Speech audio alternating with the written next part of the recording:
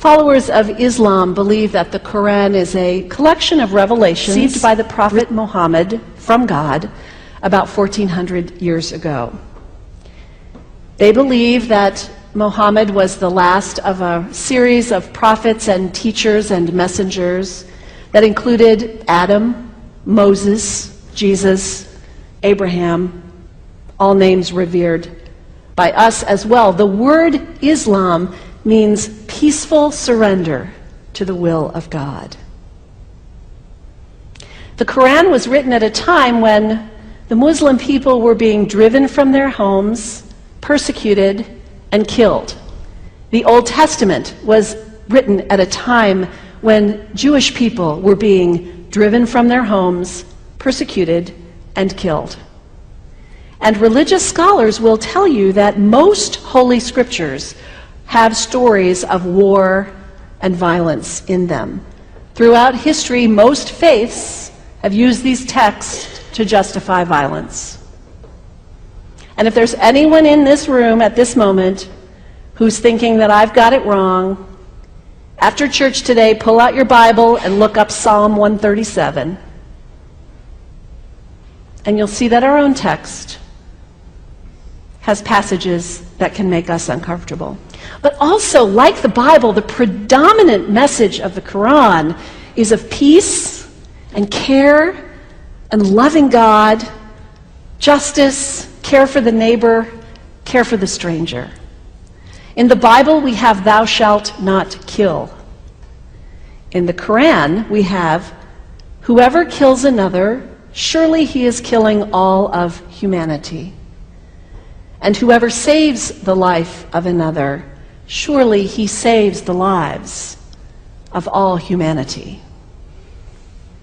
These are words of peace, words of faith, words that could save the world if we would take them to heart.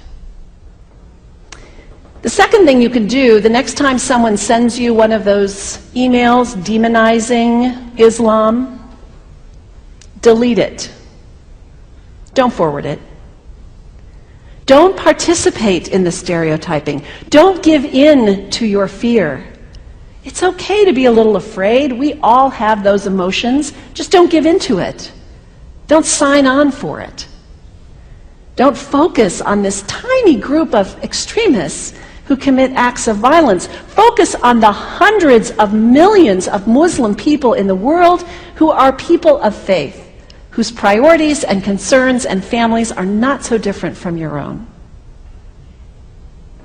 And third, when you think of Muslim people, think of individuals. Think of the professor at Ohio State. Think of the engineer at Honda. Think of the teacher at the elementary school down the street.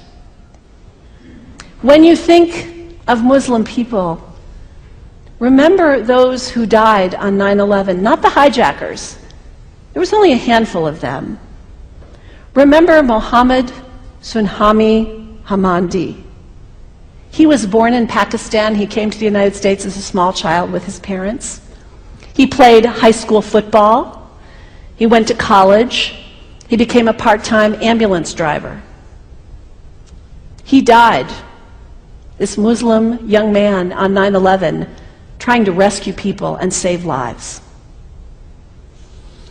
When you think of Muslim people, remember Mohammed Salahuddin Cloudhurry. He was a waiter at Windows on the World, which was at the top of the World Trade Center. He died that day. His wife had their baby 2 days later. When you think of Muslim people, remember Rama Salih. She was a woman, 28 years old. Her neighbors described her as fun and outgoing and generous. And she died on American Airlines Flight 11, 7 months pregnant with her first child. Remember the founder of the Islamic Circle of North America, who worked in the World Trade Center and also died on September 11th. That same group now is giving away tens of thousands of copies of the Quran in response to the campaign about burning the Quran.